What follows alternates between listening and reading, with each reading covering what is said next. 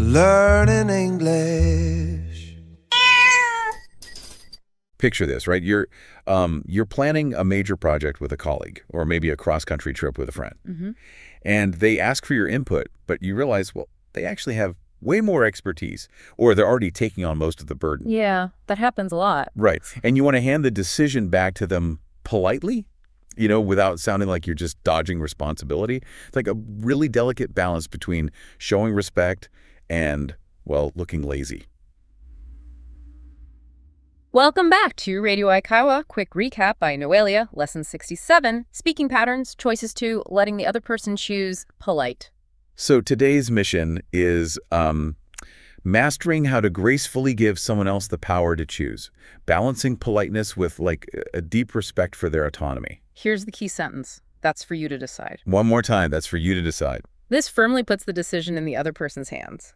But, I always wonder, doesn't that run the risk of sounding like a bit dismissive? Yeah, like you're just washing your hands of the problem entirely. Right, exactly, which you definitely don't want. Well, it could sound like that if you use the wrong tone. Yeah. But structurally, it maintains a polite professional distance without sounding cold. You're acknowledging that they are the ones who actually have to live with the outcome, Oh, okay. So it's less about abandoning the car and more like, I don't know, handing the steering wheel over to a co-pilot.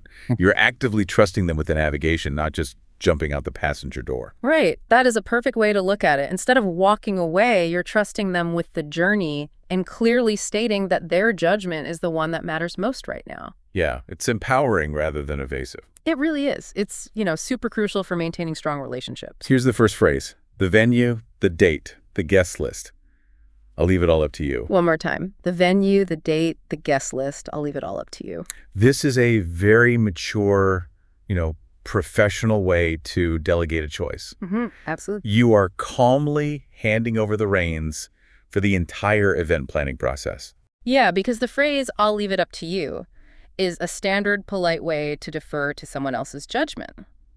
But I have to ask, why do we really need the word all in there? Well, adding all massively expands the scale of trust you're placing in them. If we go back to our co-pilot analogy, you're not just letting them pick the radio station. Right. You're trusting them to plan the entire route. Oh, that makes sense. It really amplifies the faith you have in their ability to handle the logistics. Giving someone total control, shows you respect their competence entirely. Here's another. Feel free to decide. Honestly, I'm happy with any of them. One more time. Feel free to decide. Honestly, I'm happy with any of them. This focuses on actively removing pressure. So if adding all in our last example was about granting maximum authority, what are we doing here? Well, we are addressing the anxiety that comes with that authority. Humans often experience decision fatigue, or they worry about disappointing others when making a group choice. Oh, yeah, totally. I get that all the time. Right. So the first part gently encourages them to make a choice without hesitation. Then adding, honestly, I'm happy with any of them, removes the psychological burden of choice from the other person. That's such a relief for them, honestly. Exactly. They don't have to worry about picking the wrong option and ruining the trip. You're giving them a completely safe space to choose whatever they genuinely prefer. Here's today's scene. Two friends are planning a hiking trip. They need to decide when to leave, but since one is driving, the other wants to be completely accommodating to their schedule. Here they go. So for the hiking trip, do you want to head out Friday night or wait and leave Saturday morning?